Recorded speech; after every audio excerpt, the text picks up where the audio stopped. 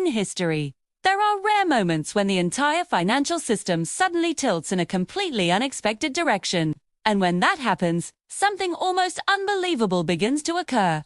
Ordinary people who were living completely normal lives only months earlier, suddenly become extraordinarily wealthy. Not billionaires who run massive corporations, not hedge fund managers controlling billions of dollars, and not powerful insiders on Wall Street. Just regular people. Taxi drivers, students, office workers, people who were struggling to pay rent or save a little money at the end of the month. And then suddenly, almost overnight, their bank accounts explode. At first, this sounds impossible. Almost like one of those exaggerated stories that people tell years later. When they talk about lucky investors who happen to be in the right place at the right time. In the real world, wealth usually moves slowly. It grows carefully and gradually over many years. Most people believe that becoming wealthy requires decades of disciplined investing, saving, and patience. But every few decades, something unusual happens inside the global financial system. Rare alignment begins to form. Technology starts shifting rapidly. Massive amounts of money flood into new industries.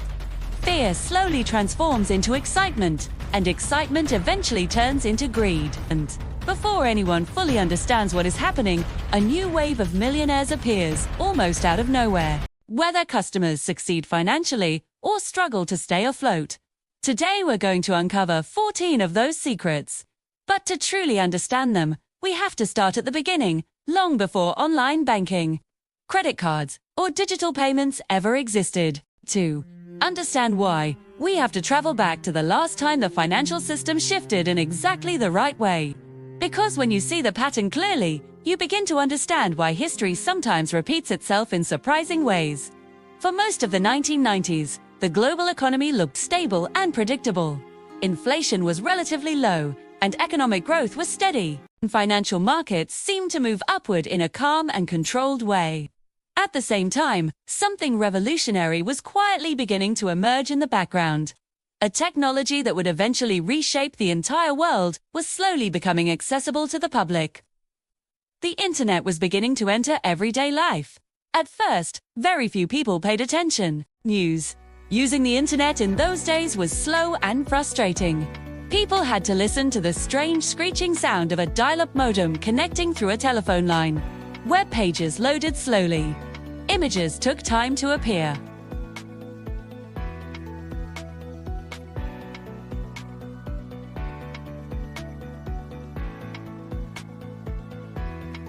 Online shopping barely existed.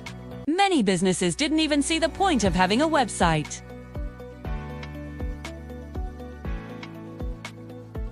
To most people, the internet seemed like a strange experiment that might or might not become useful in the future.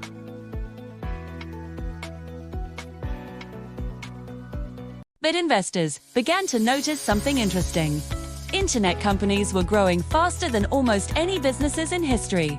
Small startups with only a handful of employees were suddenly raising millions of dollars from investors. Investors believed the internet would change everything.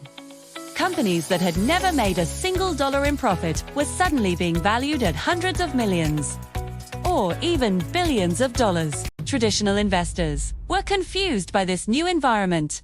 The rules they had used for decades to evaluate businesses no longer seemed to apply. But a younger generation of traders saw something different. They saw opportunity. And that opportunity eventually triggered one of the most powerful financial booms the world had ever seen. Every financial explosion in history begins with the same basic ingredients. A powerful new technology appears. Money becomes cheap and easy to borrow. And human greed quietly begins to grow. In the late 1990s, all three of these forces arrived at the same time.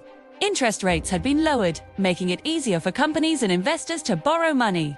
Venture capital firms were pouring enormous amounts of funding into technology startups, too, and the internet was opening doors to entirely new industries that had never existed before.